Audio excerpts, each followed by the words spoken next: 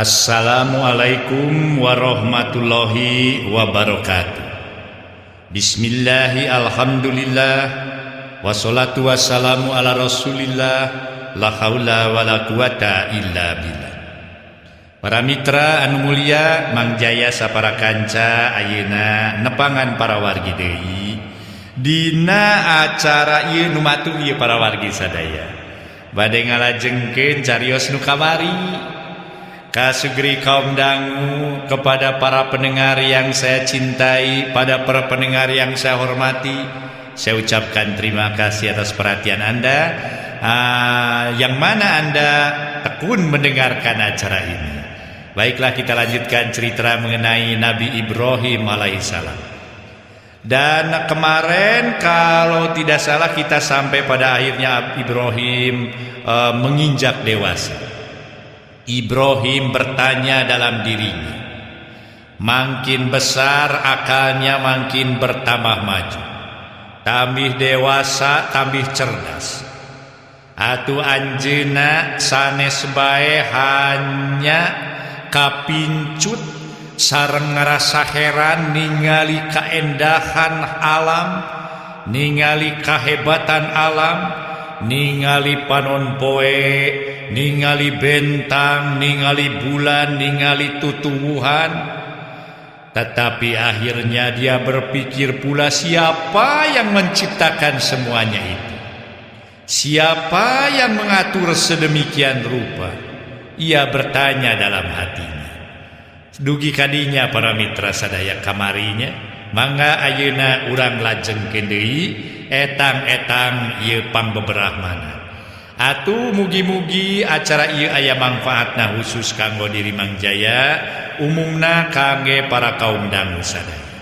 Mang Jaya sapara kanca ti studio bade ngalajengkeun carios Kangjeng Nabi Ibrahim dina bagian anu kadua. Para mitra anu mulia, dugi kana tarap anjeunna milari jawaban tising sakur pertanyaan-pertanyaan anu memang melit dina hatena.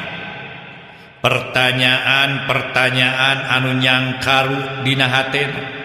Saha cenah nu ngagilirkeun beurang jeung peuting?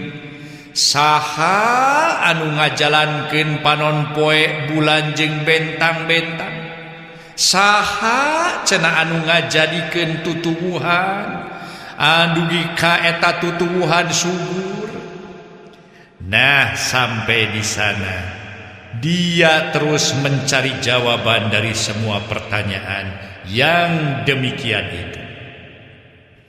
Ia tidak mempunyai teman untuk bertanya selain ibunya yang datang hanya sebentar-sebentar saja, sekadar mengantarkan makanan dan minuman baginya. Sekalipun ia bertanya, ibunya mempunyai perhatian terhadap pertanyaan-pertanyaan semacam itu, sebab perhatian ibunya hanya tertuju bagaimana caranya menyembunyikan Ibrahim agar jangan sampai diketahui oleh seorang manusia pun, agar jangan sampai dibunuh sama raja. Ulah dugikeun kadipateni ku Raja Namrud. Yang lain yang menjadi perhatian ibunya ialah bagaimana memperoleh makanan dan minuman untuk Ibrahim, dan bagaimana mengantar makanan dan minuman kepada Ibrahim agar jangan diketahui oleh orang lain. Ini yang menjadi perhatian si ibu. Ieu nu ngajantenkeun pamikir ibuna Ibrahim. Janten sok sanajan Ibrahim tumaros ngeunaan pertarosan anu tadi, ibuna mah cuek we para wargi. Bangsa bodoh teh teuing rek nanya naon teu kudu dijawab. Anjeunna mah tugasna iwati milari pikeun kahirupan Ibrahim jeung deui nutupan sangkan Ibrahim ulah kapangi ku umur. Margi lamun Ibrahim kapena kudu sejen, geus pasti aya nu ngalaporkeun meureun Ibrahim teh dugi ka ditelasanana. Nya atuh hatras atuh pikeun Ibrahim ku anjeunna oge sok sanaos kitu. Sok sanaos nu janten biangna teu maparin katerangan anu pasti, teu maparin jawaban anu matak nyugenakeun. Nu matak nyugemakeun tapi Ibrahim anjeunna milari sareng mikiran ku diri sorangan. Jawaban dari segala pertanyaan muncul di otak atau pikirannya tuluy diemutan ku diri, tuluy dilenyepan ku haten. Akhirna sabada anjeunna makin dewasa, akalna anu murni, fitrahna anu suci, anu teu dikotoran jeung teu dipangaruhan oleh sasaha oge, teu pernah dipangaruhan ku kapercayaan anu palsu nu dipercaya ku sakumna masyarakat dina waktu harita di negeri Babilon. Atuh salajenna eta Ibrahim pamikirna estuninga murni, anjeunna mah estuni kenging kakuatan, kenging akal sareng pikiran anu diserenkeun ku Allah ka anjeunna. Ia dapat meyakinkan adanya Tuhan yang menciptakan seluruh alam yang ada. Dan Tuhan itu pasti maha besar, maha mengetahui segala-galanya, dan pasti maha esa. Disinilah letak kehebatan Nabi Ibrahim. Sejak masa remaja tanpa seorang guru atau pengasuh, hanya semata-mata dengan akal yang dikaruniakan Allah kepadanya, ia sudah dapat mempergunakan akal itu sehingga memperoleh ilmu pengetahuan dan keyakinan yang dapat dipercayai oleh orang lain. Sekalipun orang lain itu hidup di alam bebas, beroleh harta kekayaan atau pangkat yang tinggi seperti Raja Namrud itu. Memang benar juga kalau ada sebagian orang berpendapat bahwa dengan akal atau pikiran semata-mata manusia harus dapat mempercayai akan adanya Allah. Ngaso heula para wargi, ngaso.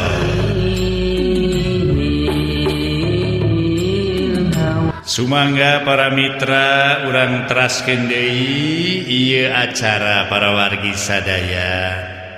Mugi-mugi acara ieu tiasa nyugemakeun etang-etang pang beberahmana. Mangga urang lajengkeun. Para wargi anu mulia tadi ge disebatkeun, disinilah letak kehebatan Nabi Ibrahim. Sejak masa remaja tanpa seorang guru atau pengasuh, hanya semata-mata dengan akal yang dikaruniakan Allah kepadanya, ia sudah dapat mempergunakan akal sehingga memperoleh ilmu pengetahuan dan keyakinan yang tak dapat dicapai oleh orang lain. Sekalipun orang lain itu hidup di alam bebas, beroleh harta kekayaan atau pangkat yang tinggi seperti Raja Namrud.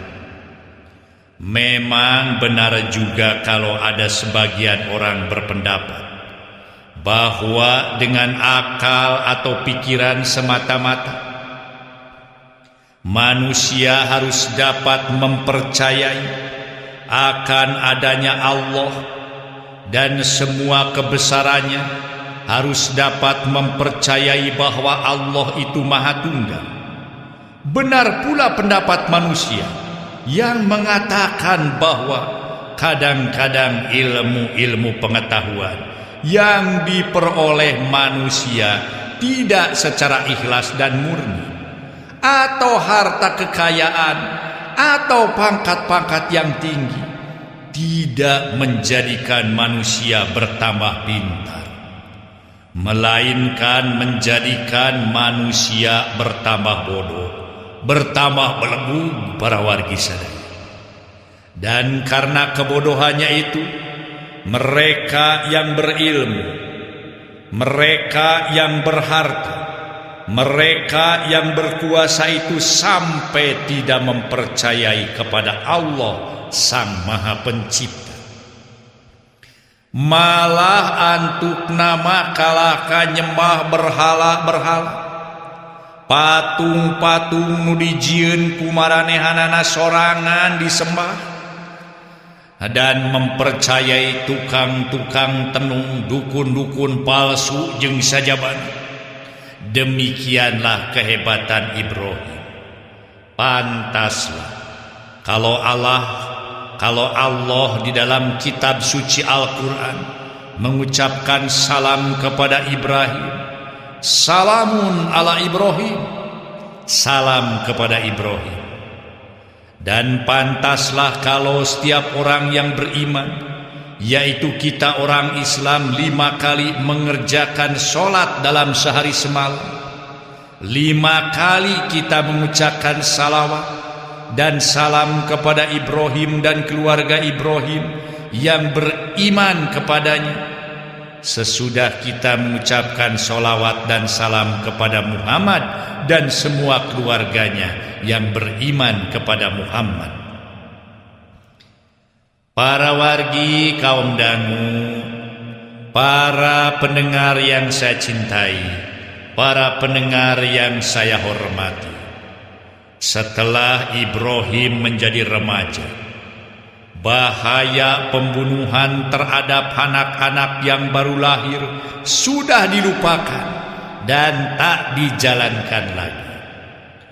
Ibrahim baru keluar membaurkan dirinya ke dalam masyarakat manusia yang bergelimang dengan kebodohan, bergelimang dengan kepercayaan-kepercayaan yang rusak. Bahkan juga ia dapati manusia seluruhnya sudah sesat. Mereka melakukan berbagai kejahatan, nyembah-nyembah ka berhala, nyembah-nyembah ka patung, aya ge nu nyembah ka bentang, aya nu nyembah ka bulan, aya nu nyembah kana panon poe. Bahkan bapaknya sendiri, bapana ku anjeun para wargi sadaya, pada melansa di dintenna teh nganyeunan patung tina kayu atawa batu. Eta patung teh tina kayu jeung batu tuluy dijual ka jalmi-jalmi anu merlukeun. Ari satuluyna eta patung jeung batu teh disembah-sembah cenah para wargi ku jalma-jalma nu meuli patung jeung batu teh.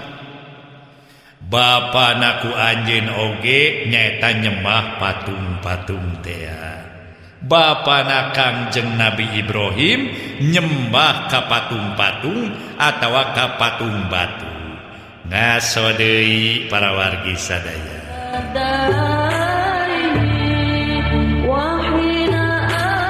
Para pendengar yang saya muliakan, mari kita lanjutkan cerita kita mengenai riwayat Nabi Ibrahim. Baiklah, dalam bagian yang kedua ini saya mengucapkan juga terima kasih kepada para pendengar yang sama-sama mendengarkan ini cerita. Baiklah para pendengar yang saya hormati, kita lanjutkan kembali. Ibrahim mengeluh dan mengeluh. Ia mengeluh kepada Allah, "Oh Tuhan, aku menderita. Untuk apakah gerangan akal dikaruniakan Allah mereka pergunakan? Apakah semata-mata untuk membuat kerusakan dan mencari kekayaan?" Kitu ceuk Kangjeng Nabi Ibrahim. Anjeunna tumaros ku anjeun, tumaros ku anjeun ka Allah. Atu anjeunna ge ngadoa, Ya Tuhan, tunjukilah aku. Kalau Allah tidak menunjuki daku, sungguh aku akan menjadi sesat seperti orang banyak yang sesat dan aniaya itu. Para mitra anu mulia, salajengna Allah satrasna maparin pituduh ka Kangjeng Nabi Ibrahim. Dia diangkat Allah menjadi nabi dan rasul. Kepadanya dikirimkan wahyu-wahyu, sehingga keyakinan kepada Allah Sang Pencipta sekarang ini bukan lagi sebagai kesimpulan pendapat dan pemikiran semata, melainkan sebagai iman atau kepercayaan yang tak goyah lagi. Allah mengajarkan kepadanya segala sesuatu dan segala rahasia yang ada di balik alam nyata yang dilihat Ibrahim. Diajarkan Allah kepadanya bahwa di balik alam nyata ini ada alam gaib yang lebih luas. Setiap manusia yang mati akan dihidupkan kembali dalam kehidupan di alam akhirat. Setelah bertahun-tahun lamanya Ibrahim memikirkan alam nyata ini, pikiran Ibrahim sekarang ini tertumpah ke alam akhirat itu. Timbullah pertanyaan dalam hatinya. Muncul pertanyaan-pertanyaan dina hatena. Kumaha carana Allah tiasa ngahirupkeun atawa mere nyawa ka sakabeh manusia anu parantos pupus, anu parantos ngantunkeun di alam akhirat. Sekalipun ia sudah yakin akan kehidupan di alam akhirat itu, tetapi ia ingin tahu bagaimana caranya Allah menghidupkan manusia di alam akhirat. Kitu meureun para mitra diantawisna pertarosan Ibrahim ka nu maha kawasa ka Allah Subhanahu wa taala. Waktosna para mitra kabujeng sehep urang teraskeun enjing itu para wargi sadaya dina bagian kadua urang cekapkeun ulah kirang-kirangnya ngahapunten wilujeng kantun bae kasadayana. Wassalamualaikum warahmatullahi wabarakatuh.